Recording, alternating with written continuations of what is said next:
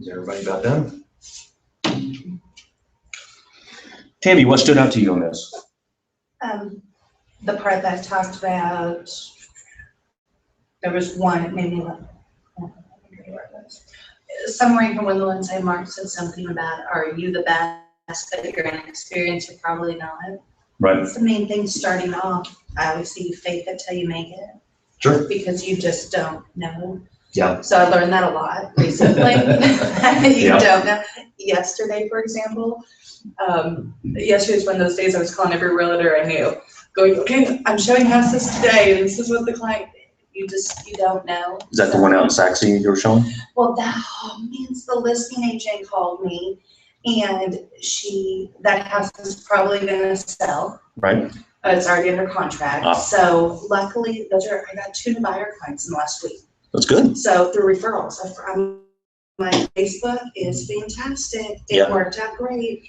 One of the times they started asking me questions that is a new agent, I think in the school, they briefly cover, but you don't know. And the question was, the wife says, I'm about to kill my husband. He thinks we have to put 40% down, or I'm sorry, 20% down on a $200,000 home, the $40,000.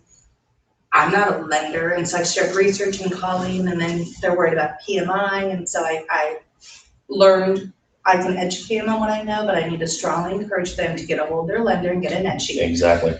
So it was, you just don't know. Right. So I'll deal with that later today when we go to the showings. The husband's gonna be a hard sell.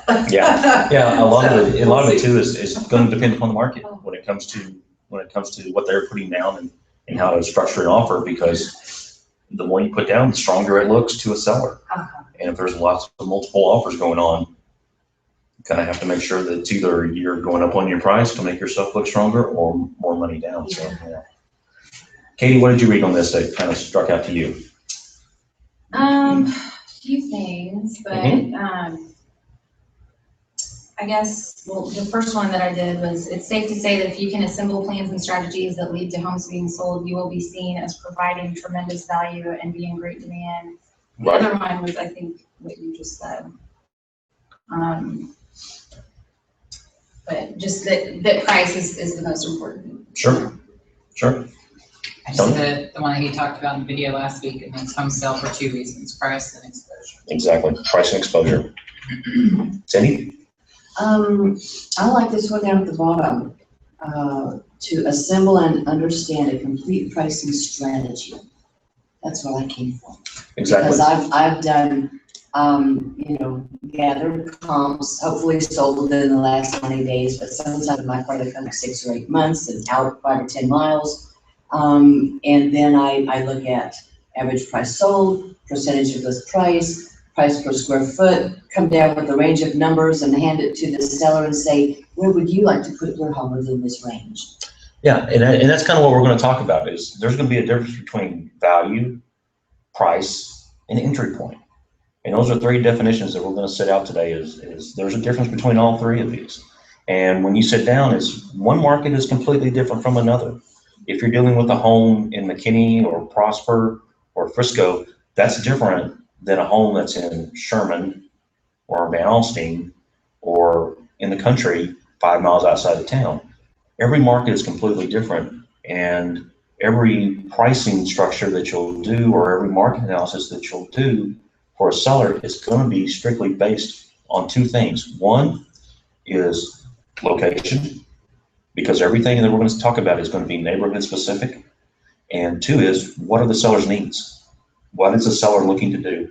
And that's something that you'll have to get in with the seller, and instead of coming in going, here's your price, here's where you should be, we're going to let the seller self-discover.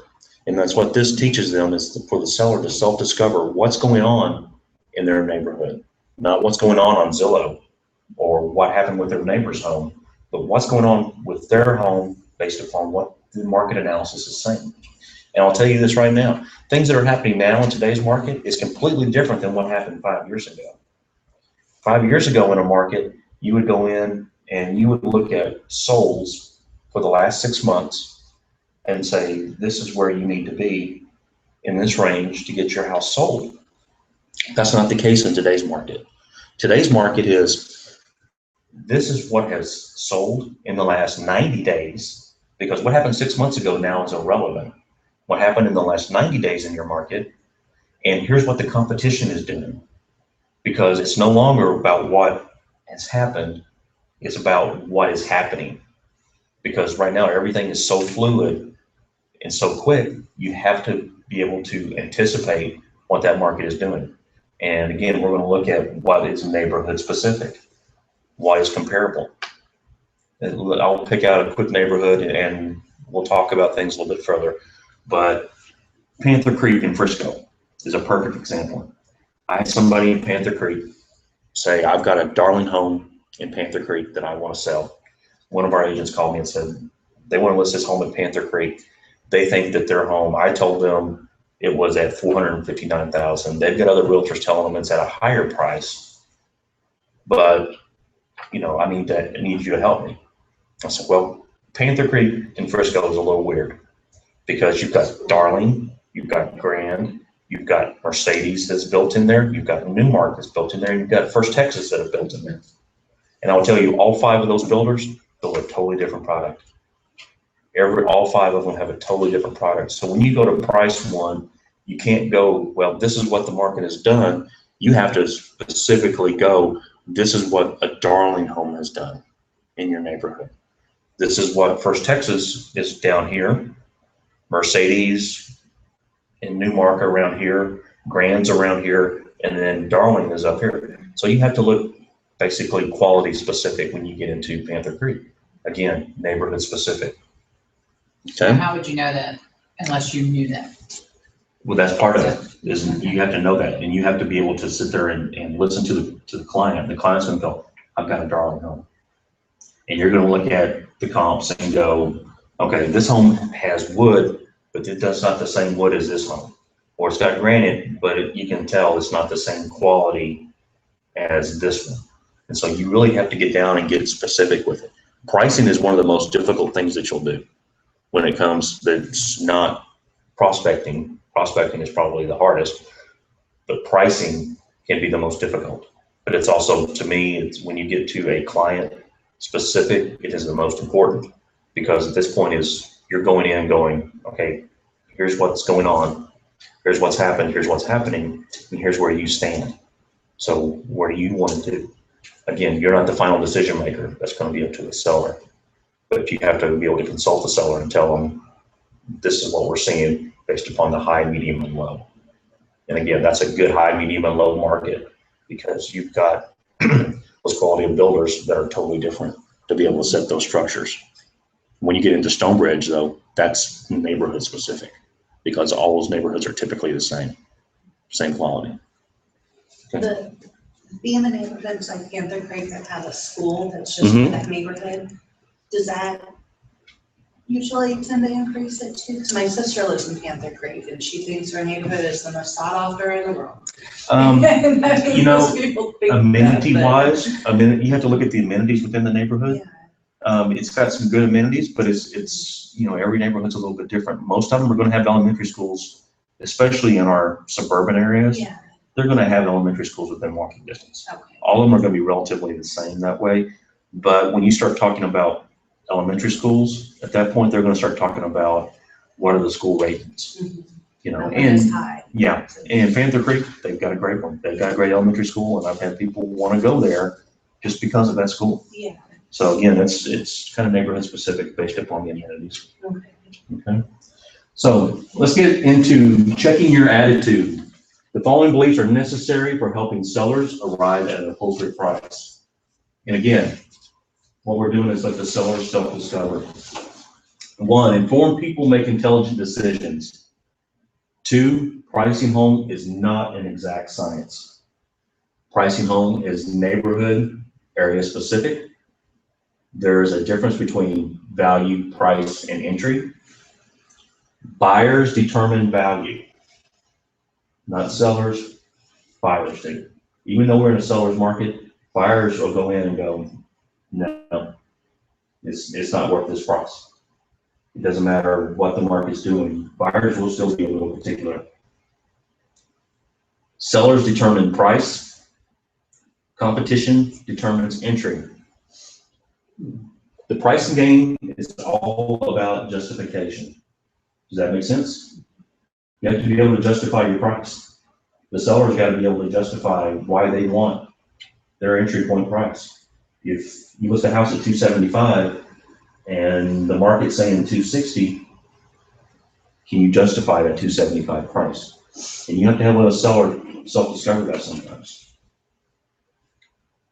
Seller's needs can never be used to justify value. Buyers seldom pay more value. Price should never exceed value. There's a difference between taking a listing and selling a listing. You understand that? Taking a listing does you no good. Taking a listing, I've known agents that'll take any listing for any price just to have put their sign in the yard. And that does you no good, even in this scarce market that we have now, where that listing to sit there is going to make you look bad. You're not going to get that home sold, and it just won't benefit you in the long run. There are opportunity costs associated with taking overpriced listings. And that's what we were just talking about. Homes sell for two reasons. What are those two reasons? Location. Pricing and exposure. Pricing and exposure. People have lived before us. That means things have happened in the past. Very simple. It's unacceptable to leave the seller's money on the table. If you list a home at a higher price, have you ever heard of there's a law of gravity? It begins in motion, stays in motion. If you list at a higher price and end up coming down, typically you'll end up lower than market value if you do that. So you'll begin to keep coming down, even in pricing. Tangible tools trump all opinions. People will trust and follow what you can logically and tangibly explain. Here's where we go. What's put in motion stays in motion. An appropriate pricing strategy supports win-win working relationships. So if you can put a strategy in place for your pricing and make sure that the seller understands the pricing, selects that pricing, it's a win-win for both of you. If the seller chooses a price that's beyond the actual market value as their entry point, then that's a win-lose relationship because you're going to lose, the seller's going to lose in the long run. Okay.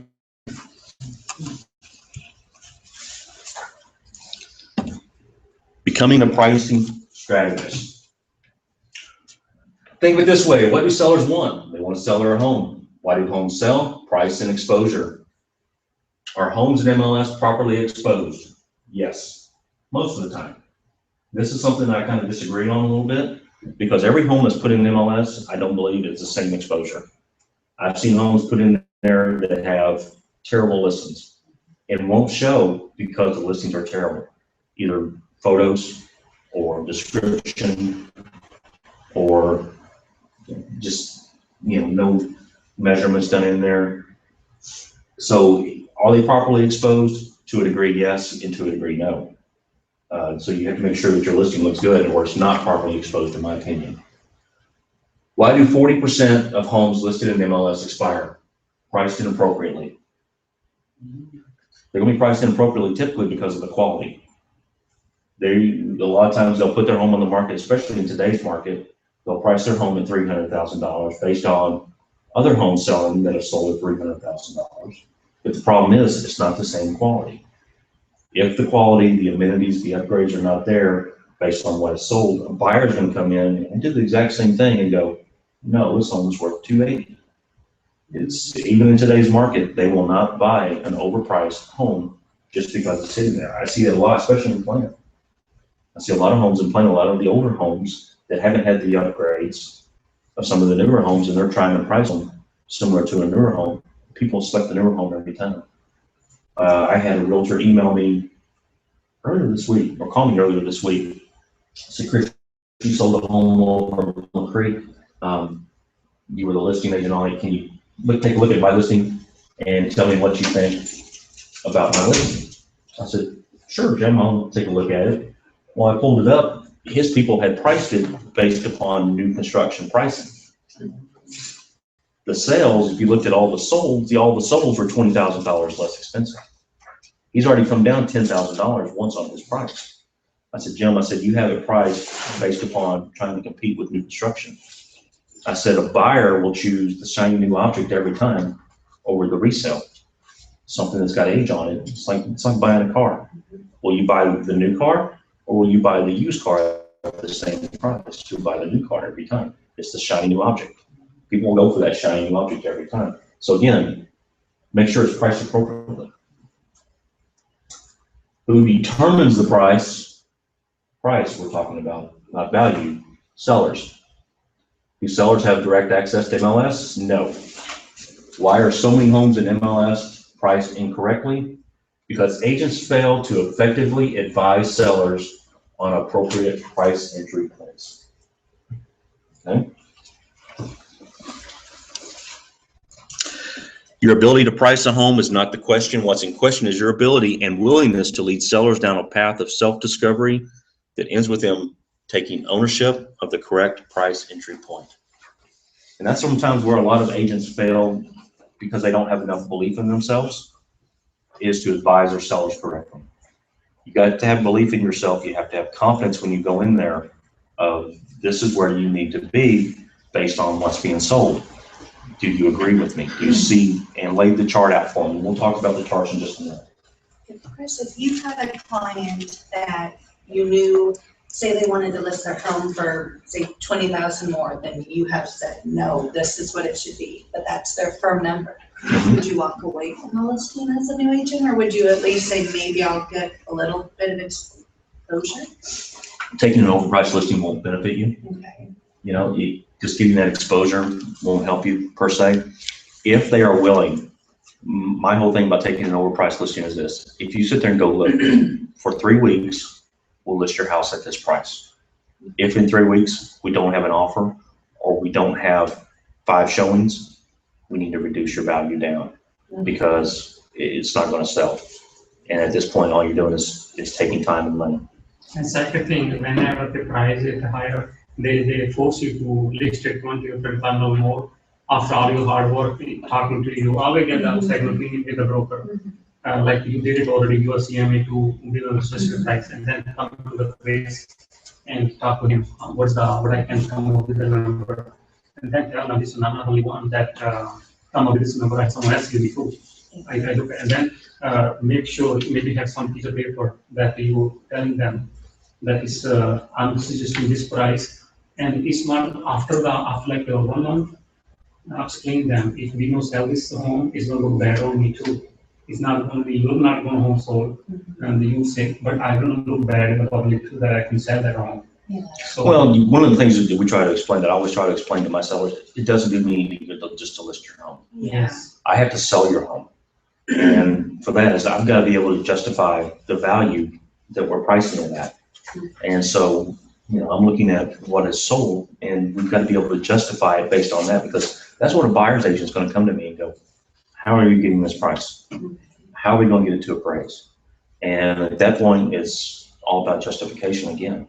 Because I'm still going back and forth with that one that we talked about in Artesia, and they want to price it like it's Winsome. And I'm like, you're not Winsome. Winsome. You can't. Yeah, it's neighborhood specific, you know, and that's just it. Is if there's too much competition out there for it, it'll never sell. You know, and if they go in going, look, there's other homes in Artesia that have exactly what you have, same builder, then it's not going to sell right now. And unfortunately, it's just going to sit, and you're going to be going in and out of your house because buyers are going to be coming in and out of your house, and you're going to get frustrated. And then you're going to get mad at me, and that does me no good. Absolutely, and I haven't, I mean, they want to list it at their price, but it's like, you want to list it from 70,000 more than the comp show that I have. I said, no. No. That's a huge. Yeah. You put in here something that I had intuitively thought, but I had never quite put my finger on it. And there is that principle of downward motion. That if you overprice it, you've already started that process and you've already started to lose. Well, you've already started to lose, especially, you've lost two ways. You're losing to a buyer because a buyer always already thinks they're negotiable. They're willing to come down on their price. And the seller's gonna lose because they're gonna be there for an extended amount of time. They're losing time on the market. And so they're losing two different ways. The longer a home sits on the market, the more a buyer is gonna come to them and go, they'll come down more. They wanna sell, they'll come down more. Right now, especially in today's market, if you price a home too high and it sits there longer than 3 or 4 weeks, you're losing. You need to have it contracted or at least offers in within the first week or two. After that, buyers are gonna come to you and go, you know what, I think you'll come down $10,000. I think you'll come down $15,000. Before that, they were coming in at full price. If you just put it at the correct price the first time, and it's a whole different opinion. I mean, they're gonna come down because you're already coming down. You're losing the negotiations. Okay? So here we are about facilitating intelligent decisions. Agents fail to effectively lead sellers to the appropriate price entry point because they lack knowledge, confidence, judgment, and don't care. I have seen agents who've been in the business for 20 years go into a listing, take the listing just to put their sign in the yard. There was an agent that I know, very successful agent. They'll take any listing, $100. I'll put my sign in the yard. I don't care. And you'll have 100 listings. That's all he cares about is getting the listing. He doesn't care about the client. He doesn't care about the client needs. And if you go to call him after you put the sign in the yard, you'll get his assistance. And that's not the proper way to handle the client. That's not getting the referral on the other end. This is the same guy. I don't know if you've heard me tell the story. I ended up getting a listing before. And I said, why are you leaving X Realtor? They said, well, we had our house on the market with him. I had a problem. I had a question. I called him. He wouldn't call me back. He finally called me back to my office number at 2 o'clock in the morning and left me a voicemail because he knew I wouldn't be there. And I've been calling back since then. That's horrible. Yeah. And so there are agents like that. There's agents that I know has been in business for years. And like I said, he will put any sign in the yard, and that's what people go by is the number of signs in the It yard. was on the YouTube, some owner put the camera at the home, the realtor was going in the lady's cabinet and looking at the stuff. So realtor do funny stuff sometimes, that's why he has a bad reputation. I mean, not that bad reputation like car salesman, used car salesman, but still people think he was going in the place he's not supposed to go. So let's get into these 4 things here. Lack of knowledge.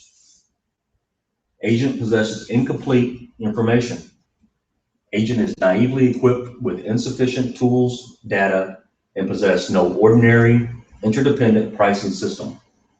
Typically, an agent is unconsciously incompetent, doesn't know what he doesn't know.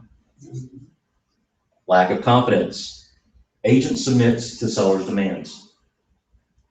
Agent is scared of hard conversations and perceives conflict and all disagreements.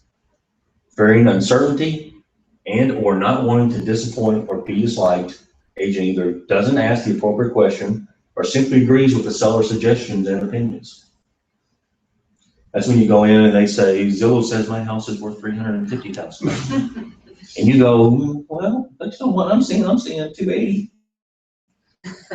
And that's a can be a hard conversation. Yeah, and that's when you have to go, I can actually pull up Zillow. Zillow has a place in there. It's in the back part of Zillow. If you look hard enough, and it'll tell you how much their variance is. Their variance is about 20% in Collin County. That's a lot of money. If you look at a $300,000 home, $60,000, they could be off. But they don't ever tell you that. So there is a place where you can actually show them, look, this is how much Zillow is off in Collin County. So we need to use those websites that they're looking on so that I can look at what they've looked at and read it differently than they're seeing it. yeah, I actually have a video on YouTube for the Zestimate about how much Zestimates are off and where to find it at. So there's a place where you can find it out. This paragraph, this lack of confidence, I read as failure of leadership. It is, because, well, you have to understand it's not failure of leadership, it's failure to consultate. Because you're a consultant when you go in and you're trying to let the seller self-discover where they should be. Not let the seller lead you, per But se. failure on my part to lead. Well, client. so lead them to self-discover. Yeah. Exactly. Yeah, if you Not, can't, not to direct them, Mhm. but to lead them in the process. correct. True. Lack of judgment. Agent thinks it's only about taking the listing. Agent lives in a competitive world of scarcity and is only concerned with competition.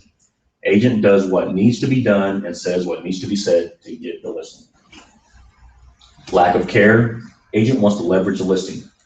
Agent is only interested in the buyer leads that will be generated from advertising the listing. Agent doesn't care if the seller wins or loses as long as he wins by making money. And that's leveraging the listing, taking the buyer, not getting that home sold, but just trying to pick up the buyers off of it. It's not going to do the seller any good, and in the end, it won't do you really any good. When that home is taken off the market from you and then relisted by somebody else at a lower and it sells, that's going to look bad on you. There was a home, what's the story for some reason? There was a home that one of our agents had sold in Falcon Creek or in Stonebridge. It actually sold the listing, had a sold sign on it, closed it, took her sign, well, on her own merry little way.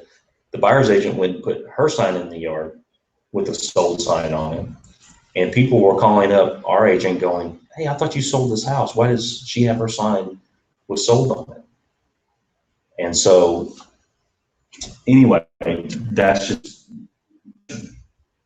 the public doesn't know actually happened, is that we actually sold the listing, but the buyer's agent is now took that listing as her own. Because I'm new to all this, Uh-huh. that was a question on the house that I have that's closing soon, yeah. Yeah. Waiting for that day. So it's not my listing. Mhm. So is that something as a buyer's agent, you can ask the listing agent, hey, can I take a picture of my clients with my, or would you just not, don't? You can take a picture Mhm. of the house with the clients with the sold in front of it, just fine. Okay. What you can't do is take the picture from the MLS that the other agent has taken. That is actually now copyrighted to them as soon as they publish it under their own But name. your own, I could actually Yeah. put my sold, and of course I Yeah. won't leave it in the yard, because Right. that's, okay. Yeah. I wasn't sure, I think I'd still tell the listing agent, maybe I was doing it as a courtesy. You don't have to, but you can as a courtesy. I think I would, because I Yeah. know. Yeah, I mean, as long as you're comfortable doing that. I know agents that do that all the time about putting sold and posting things to Facebook, as long as it's your photo, Okay. not the other agent's photo. We had an agent took one of our agent's photos and made a postcard, sent it out to the neighborhood and said, I participated in the sale of this home. And That's, yeah, our agent wasn't happy. Yeah. So, you have to be careful with what you do. Okay, just remember that everything in MLS is copyrighted to whoever published it. okay. Okay. So what is the role of the advisor? Determine and justify value and entry point. What determines value? Features, amenities, and condition of the subject home. What justifies value?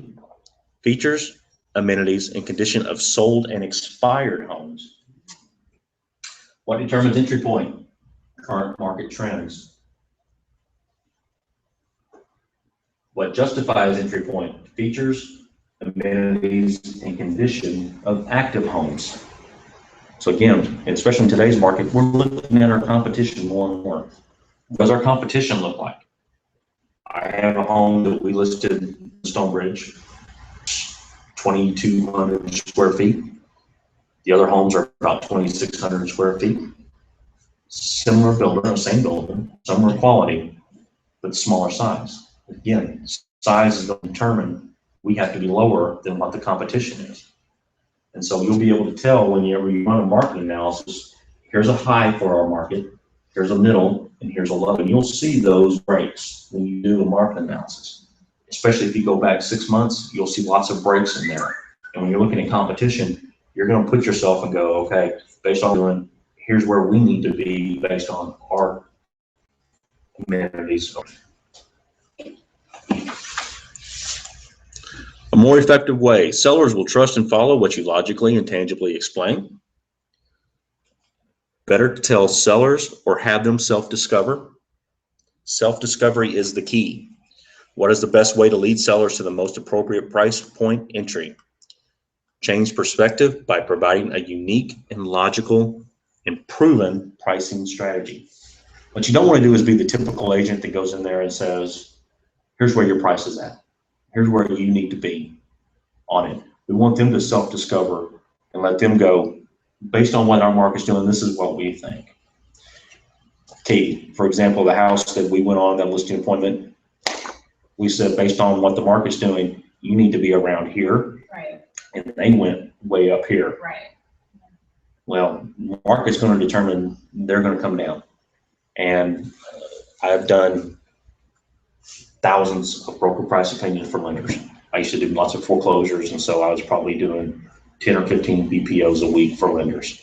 And I could sit there and tell a market based on what was going to happen, is going, okay, based on the market value, it should list here, it's going to sell here.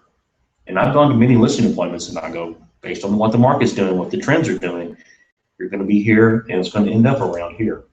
And I've lost listings before because another agent will go in and go, what do you want to list it at? Well, I want to list it up here. We were told here, no, we can list it up here. And every time they'll end up close to what I've told them in the past. It's one of those things to where you have to be confident in what you're telling them, but let them discover. And unfortunately, sometimes it's not going to be a win-win for you. If they want to be here, it's not a win-win for you. It's going to end up being a lose. So, monologue versus dialogue. Presentations which primarily revolve around telling sellers what to do only work if the seller agrees with your opinion or is in dire situations. Besides, if you resort to telling, there will always be competing agents with more alluring opinions. Conversations, on the other hand, revolve around asking questions, which lead to productive exchanges of ideas. Facilitating conversations using a complete pricing strategy is the only way to lead sellers down a logical path of self-discovery. Sellers expect help with pricing. The problem is most agents use the same approach to pricing. In the seller's eyes, we all appear to be the same. And in this, what you want to do is you try to want to separate yourself. You want to let them know, I'm here to consultate you on the price. Let's talk about it, but let them self-discover where they need to be. If a seller is unwilling to listen or follow tangible logic, you're obviously dealing with someone who can be defined as unreasonable. Life is too short and costs are too high to be in relationships with unreasonable sellers. History has proven that unreasonable sellers seldom get more reasonable with time. So you have to make sure that you're going into it with an understanding of this is where I think we need to be. And again, if they want to be $70,000 higher than what the market says, that's unreasonable. And all you'll end up doing is you won't get anybody, you won't pick up buyers off of that, because buyers are going to go look at that house. They'll pull it up on their phone and go, nope, and go on their way. So all you're doing is wasting time and making a frustrated seller at that point. So they're gonna languish on the market, the Yeah. seller's gonna become more and more desperate, which eliminates logical thinking. Exactly. Then they get upset with you. They get upset with you. Again, homes sell for two reasons: pricing and exposure. You can give them all the exposure, you can give them the best photography in the world. If the pricing is unjustifiable, then it's not going to sell. So a quick analysis of the current approach. Most listing agents, and thus most sellers, believe pricing a home simply accomplished by multiplying the average price per foot by the square footage of the subject home. The reason this practice is widely accepted and massively implemented is because it's easy, convenient, and can be calculated with very little information and effort. Since price is a key component to selling a home, it deserves to be intensely studied. That is, you must consider all things that can and should be considered. Understandable? Understandable. Suppose in the same subdivision, there's not that many homes sold or in that area. can we try to come up with a conclusion 3% increase every year or not? There is No. way. No, every market is going to be different that way, Mhm. because let's say the further north you go, Mhm. let's say even in McKinney, if you go up into Heatherwood, Robinson Ridge, the further north you go, the less attractive it is Yes. to most buyers. And so you can't always go that route, okay? In our market now, with the scarcity that we have Mhm. all around, you can go, okay, based on what the competition has done in the past, there's been a continual trend upward. Mhm. And that's what you have to really look at is go, okay, these sold properties started down here and have continued this trend upward. Mhm. And since we've continued this trend upward, we can. Mhm. But if the trend has been stagnant, which I've seen happen also as well, then you can't do that upward trend just because there's nothing else there. So how you will come up with like a hypothetically very close to the asking price? How would, if there's no ranch home, or like I was talking to the lady, she had like 13, 14 acre land. How you can figure out the acreage? I know there's a 50,000 acre going around here. Land is totally different. So with the home, there's 3 parcel and 2 parcel was empty and 1 parcel had a home on it, and almost like a $250,000 home on it. But there's like altogether 20 acre land altogether. So how you will come up with that? You have to come up close to it. It depends on a lot of with land. Mhm. Land is its own animal. Commercial is its own animal. Yeah. The reason that being said is that with land, Mhm. one piece of land may have flat, Mhm. maybe floodplain, partial floodplain, maybe part of it you may have one that has a pond on it, which takes away from the land. Yeah. May not be fenced. Land is its own animal. If part of it is woods on it or a creek runs through it, again, that's totally different. So you really have to try to, with land, you have to look at land and you can expand. Mhm. With land, you don't necessarily look with everything that's around it. Mhm. You go about 15 miles out and you try to find other land close to size, similar in type. Mhm. Okay, you try to find flatland to flatland, farmland to farmland, ranch land to ranch land. One other question, because with my question, hopefully other agent will get a lot of knowledge too, because I get the question like that. Question is that, for example, we couldn't find any comparable, maybe 20, 30 mile, and not identical land, and there's a upside down hilly land and this and that stuff. So many scenario came up, in this. And then you can suggest the seller that go ahead, let's do the appraisal, and I will cover the appraisal, or no? No, don't worry about appraisals on something like that. Because when you're talking about, you have to look at it, whether it's an ag exemption, if it's zoned, any type of zoning on it. Yeah. I mean, there's all different things on that. Typically, the closer to town land is, the more price per square foot it is. Yeah. Okay. And when the more acreage it is, the less price per square foot it is. Mhm. So there's lots of calculations that go in with land. Something that's within 5 miles of McKinney, for example, the price per acre may be $20,000 an acre. Mhm. If you go to Anna or Melissa even, and you go, okay, 20 acres, you may be looking at $7,500 an acre.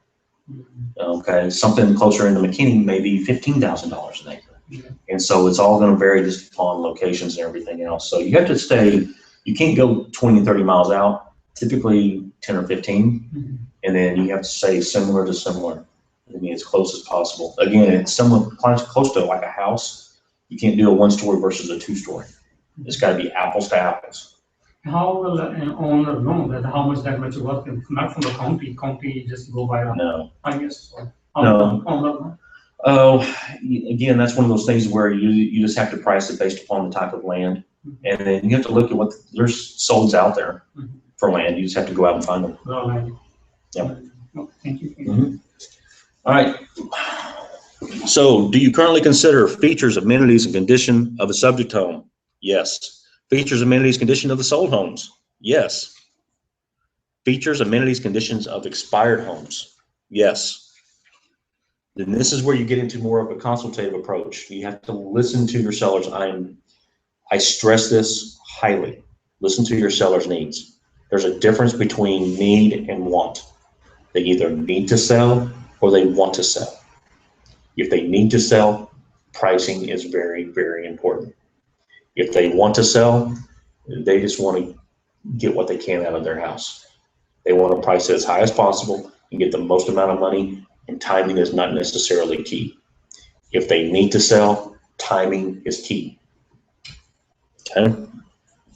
Market trends and conditions up for the area, of course. Features, amenities, conditions of the active homes. Yes. Sellers' timing need. Yes. Don't overwhelm the client with a 40-page CMA that includes bar graphs, multiple pictures of sold homes. This is not only herd behavior, but also mind-numbing. I've gone in lots of times with a big CMA, and I'll still give them that large CMA and let them look later on. But I don't look at that. I don't go through the bar graphs and the charts and start showing them because they glaze over. It means nothing to them. What they want to know is, where's my range? What's the bottom line? Instead, distinguish yourself by presenting a unique, understandable, and complete set of pricing tools that revolve around crucial pricing considerations and allow for complete self-discovery by the seller. And for this, and for creating your own report, I highly recommend creating your own report. Creating your own CMA structure that you're comfortable with, whether it be a paragraph and at the end saying, based upon what I'm seeing, I determine your market range to be here. Whatever you're comfortable doing, okay? There is no really set. We have great CMAs on our MLS system, but do your own as far as your summary, so you can kind of lay it out for them, okay? I highly recommend that. When the message is the same, how is the message delivered becomes the key point of differentiation. It's how you deliver your message. You don't want to be the same as the same typical realtor that comes in. You want to differentiate yourself, okay? All right, the art and science of pricing. The art, leading sellers to the most appropriate price entry point. That's going to be through an effective dialogue. The science of it is assembling and interpreting and supplying relevant facts and data, and that's having effective tools. All right, here's where we're getting into our important definitions. Okay, this is where we're going to talk about leadership, opinion, value, entry point, and list price. Leadership, teaching others how to think so they can do what they need to do to get what they claim to want. Cindy, this is what you were saying a while ago? Yeah. Opinion, unfounded speculation. It could be from the agent or the seller. That's just opinion. Value, a home's worth justified by historical data. When you go in, buyers have determined the value in the past. Entry point, price that will net the most amount of money in the current market. And that's based upon what our trends are doing. Explain that distinction. What your current competition is doing, it's going to a lot of times determine what your entry point is. Okay, and what they're going to net the most amount of money in the current market. Our market now is saying that our entry point should be higher than what it was 2 months ago. I have a home now, I'm fixing a list on Monday, that I went and talked to her in September. My entry point in September was about 215 to 220. My entry point now is 240. So the market trend based on has gone up $20,000 in 7 months. Okay, and that's just what the competition's doing. And that has helped determine what her entry point is going to be. It also helps, there's been fewer short sales and foreclosures right now too. Yeah, we're at a lowest point since 2007, I think I read yesterday. So it might be helpful to pull up solds within the last 90 days and a separate grouping of solds between 6 and 9 months ago. That's a good way to See do the it. movement. That's the reason why I said that what's happened 6 months ago, a lot of times is irrelevant to what's happening today. Because our market today continues to go up. If you have more recent comps, just Yeah, include if you use the last 90 days, that can kind of show you what your value is, because that's what buyers now are doing. 6 months ago, what buyers did is irrelevant to what's happening now. But it's That's what I'm showing, saying, it could yeah. show the movement. Here's Yeah. what they were doing 6 months ago. Now they're up here. correct, It's moving in this direction. correct. And you do the same thing with active listings too. You can look and go, okay, based on what sold 90 days ago, they were here and we're still seeing competition going up. Like let's say the same house, for example, 90 days ago, maybe been priced at 2. Well, now my competition's at 245. And so that's going to help determine. With her, it's like, I want it sold fast. Well, I don't want to get 245, I still want to get 240, but she's fine with that. Okay. The only way to change sellers' perception is to involve them in the pricing process. Again, self-discovery. List price must be greater than or equal to value. If list price exceeds value, the seller's needs and or wants are being used to justify the price. This will not work because buyers don't care what sellers' needs or wants are. That's very understandable. You get a buyer in, they don't care what the seller, most of the time they don't care what the seller needs of their house. They care about themselves. You're in a two-sided conversation here. As a real estate consultant, it's your fiduciary duty to help sellers assemble the plans and strategies that when implemented and held accountable will result in the satisfaction of their needs. As a result of thorough analysis, you'll be equipped with pricing knowledge well beyond that of the seller. The great thing about possessing the superior knowledge is not that you can give the answers, but rather you can ask great questions and in turn lead sellers down the path of self-discovery. There's a fundamental difference between you knowing the correct price entry point and the seller's accepting it.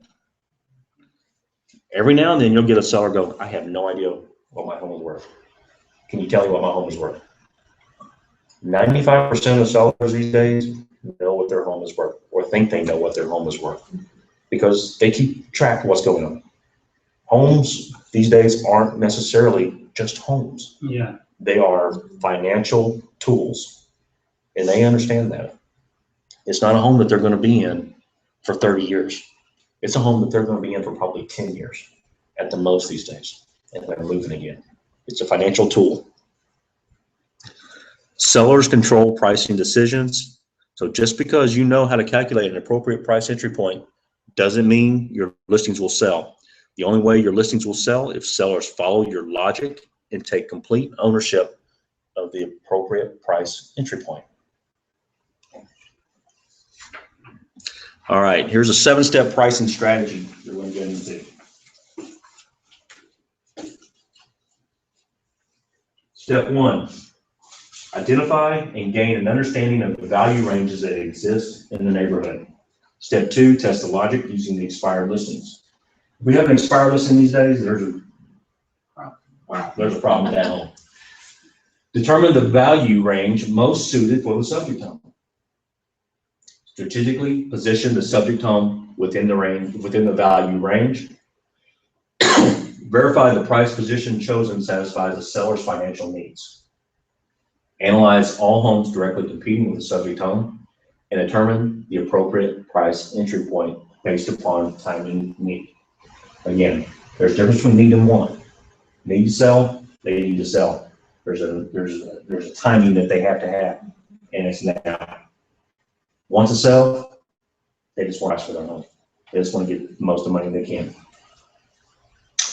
All right, quick note here, 7-step pricing strategy will not reveal a different end price that is different from a typical CMA. It will, however, allow sellers a better opportunity to self-discover the most appropriate end price, which will in fact be a win-win relationship for you guys. Okay. It'll be strong with the justification. Yep. All right, return value range. You must possess a broad working knowledge of pricing in the neighborhood. Again, Panther Creek, you have to have knowledge of that neighborhood. If you need help with the neighborhood, talk to somebody, talk to me, talk to another agent who's sold in there. Find out what's going on. If they have a listing that's not selling, find out about the showings. To call them up. I've had phone calls from agents going, hey, I'm looking to sell. We've got a seller wanting to sell over there. What's going on with their showings? What's happening? And you can get a better knowledge. You'll be able to take to your now seller and say, this is what I found out from them. This is what's going on with this house. So based on that, here's where I think we need to be, especially if you have, you know, a lot of cookie cutter neighborhoods. We have a lot of cookie cutter neighborhoods around here that if you go 4 houses, either way, it's the same floor plan. Maybe a little different outside lipstick, but it's the same floor plan. Okay. Step 1, identify and gain an understanding that exists in the neighborhood. Step 1 will be the most time consuming because this is where you determine why homes bring certain prices. Your analysis of the value range will be much more in depth and time consuming than your discussion of the ranges with sellers. The process begins by dividing the neighborhood into 3 basic categories: high, low, and mid-range. And again, you'll see neighborhoods that have a high, low, and mid-range. And you'll see something that where separation of $20,000 here and there. And especially if you have competition, you'll be able to go based on what our competition in the larger neighborhoods, based on what our competition's doing, the size of your home, the number of bedrooms, the number of baths, and we'll talk about the amenities in just a minute. Based upon what we have, here's where we fit into our hole. And you allow them to self-discover that hole. There's always, especially in markets to where there's a lot of actives, Twin Creeks is a good example of that. When there's a lot of actives, especially in Twin Creeks, you'll find holes and you'll find out where you need to be. All right, create a custom CMA report that includes the following neighborhood data. And out of this, there are actually 6 in here that are really specific to the amenities of the home. Number of bedrooms, number of stories, square footage, year built, if it has a pool, and lot description. Those are the 4 determining factors for a home as far as its amenities. Lot size, on occasion, will get into a factor, but when you have, let's say, lot description that backs to a creek versus one that backs to a street, a green belt versus one that backs to a house, there's a little bit of a differentiation there, and so you'll have to be able to add or subtract from your values. Sort the newly created sold summary sheet according to price per foot, sold high to low. Is there some sort of chart that says like at $200,000, a greenbelt brings X amount? No. No. You can look at it this way. I always price mine this way. Green belts are about $10,000. Golf courses, $10,000. Creeks, $20,000. That's just how I price mine. That's about the value to a buyer. I just was curious if an appraiser's looking at it differently, because the broker I came from before, we had a chart that I think just somebody in the office had made, kind of a give or take, which I'm willing to share with people, but I didn't know if it was pretty accurate. But you're saying what numbers they're pretty much using. Yeah, and that's kind of what appraisers use. Yeah, like a gated community brings 50,000 at this price point versus if we were at 400,000, it would only bring like 30. Yeah. Yes. Yeah, and I'll tell you too, is pool, for example, a swimming pool. Most appraisers look at a swimming pool and they'll say in one neighborhood, it may be worth $15,000. In another neighborhood, that same swimming pool may be worth $30,000. Just depends on what the market is like for those type of amenities. Something that's going on in, say, El Dorado Heights, for example, swimming pool may only be worth $10,000 or $15,000.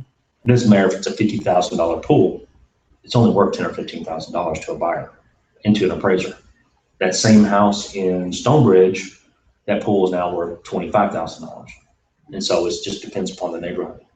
It depends upon the And I'm sure demand. at some point an appraiser actually, like if it pulls 20 years or plus, it's probably actually depreciated. Yeah, it starts That's depreciating. what I was gonna say. If it's not a real nice pool, it could be a minus. Yeah, and you have to look at it too, is what kind of pool is it? How old's the pool? Yeah. Yeah. Somebody's going to need to fill that in or redo it. You know, I had a gentleman a few years ago in Plano who said, I'm just gonna fill my pool in. It's just, I don't use it anymore. It's not worth anything anymore. I'm just gonna fill it in. And he's got a bunch of dirt and filled the whole thing in. It wasn't worth anything to the value of his property. Then you Yeah, have to well- disclose that, right? That it's been filled in. Yeah. I have a neighbor of mine in Stonebridge that was looking to sell his house last year. The problem with his house, he's got a big yard, but the previous owners of the house, put the pool right off the back porch. He's got this whole big side yard over here, but the pool is right here. Yeah. And Like so squeeze around the house. buyers would come out and they'd go, there's the pool, and it just wasn't attractive to him. And so he went, you know what? I love my house. I'm gonna fill it in. I'll build a pool over here. So he filled it in. He's building a pool on the side yard now. Hey, more power to you. Yeah. So, all right. Oh, while we're on that topic, Yes. walking with a girlfriend the other day, and her almost 2-year-old, the house next door to them is on the market, and did not have a latch on the pool. Well, Yeah. she was gardening, heard someone, heard knocks go, and she thought her own backyard. And anyway, so a few minutes later, went to check on him, she thought he was in her own backyard. He was floating in the pool next door. Thank God he did not die. Got him out, took him to emergency care, called the realtor. Mm-hmm. You better keep a better watch on your toddler, is what she said. He was trespassing. Oh, She said, you know what, I'm just going to say, I will gladly go put a padlock or something so this doesn't happen again. But I didn't know, as a broker's and real estate responsibility, what is our responsibility there when your client has a pool? it really, unfortunately, it's the seller who needs to, there's regulations, the city has codes. Mhm. And it's up to the seller to make sure that they're up to those city codes, because when an inspector comes in and does it, they'll say you're not within city code. One of the requirements for, like the city of McKinney, for example, is you have to have self-closing doors on your It was gates. at one point, but that latch is just disintegrated or no longer It's the works. seller's responsibility. Yeah, I'm sure the Yeah. seller would have been glad to know that that's what they told their neighbor, a real estate agent. Yeah. I was so pissed. I was like, how are you not so livid? Yeah. All right, I am going to skip step 2. This is talking about expired listings, just because we don't have a lot of expired right now.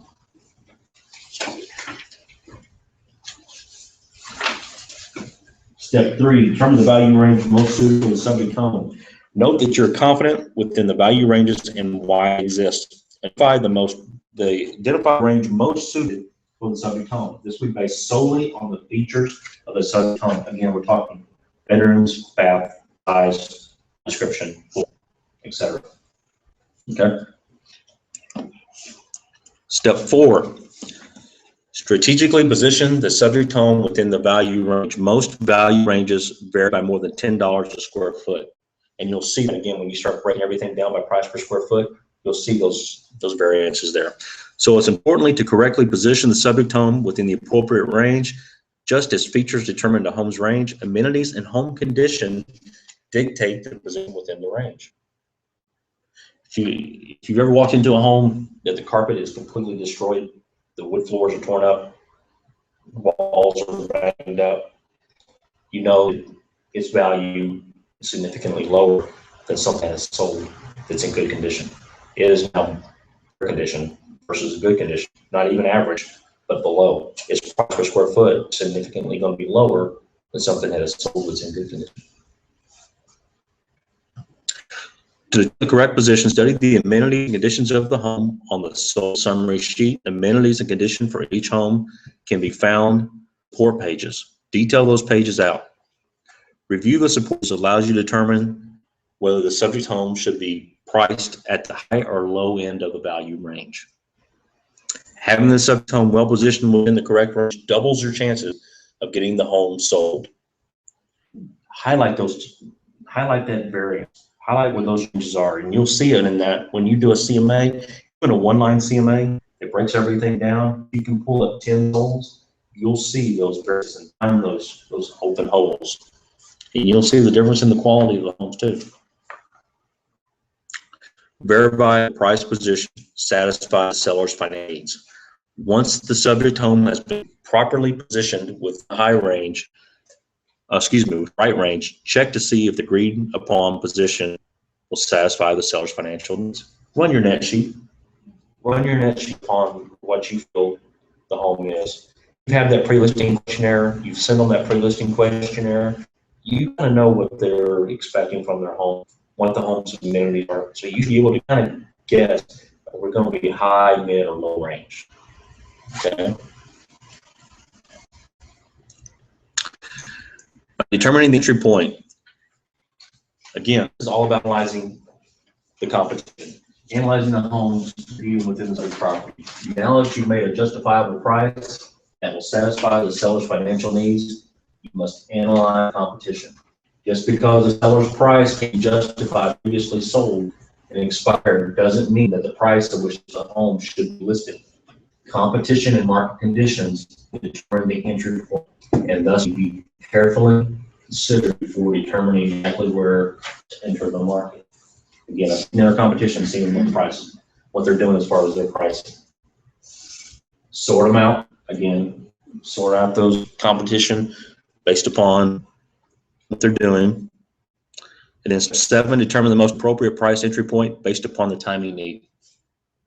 Again, that's listening to them. Sell now, sell 90 days from now. It's completely different. If they want to sell now, they maybe want to be $10,000 or $15,000 lower. If they sell 90 days from now, they want to be on the top end of the market. They have time. Not necessarily that you want to start dropping price, but they have time for the market to catch up to them.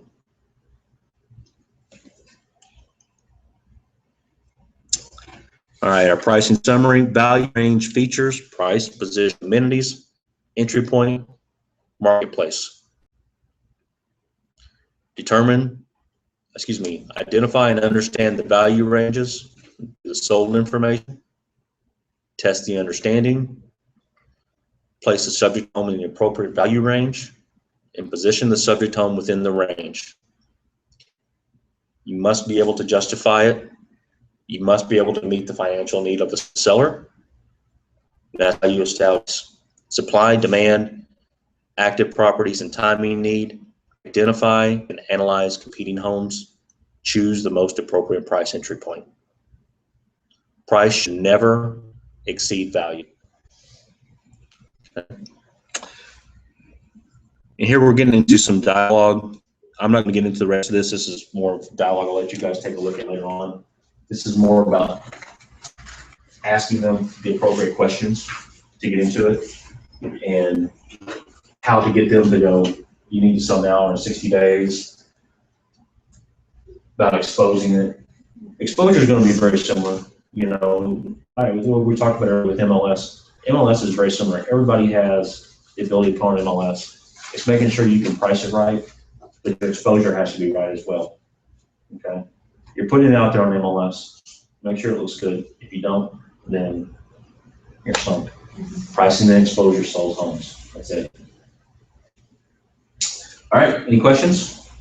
I have a question for you. It's a text, not you, sorry. You just started seeing me smirk, I'm sorry. My husband does that. I always have a little more Skyping. He's reading something because a smile starts. I said, well, I'm like, are you there? I'm like, what are you doing? Chris, I was looking for houses for a buyer, and I'm on the MLS and I see one, and it looks like it's, they just have the diagram of it. Mm-hmm. And so there was no information where to do, where to call the section. And so I called the listing agent, and she left me a voicemail and said, the builders, the house actually, it's a empty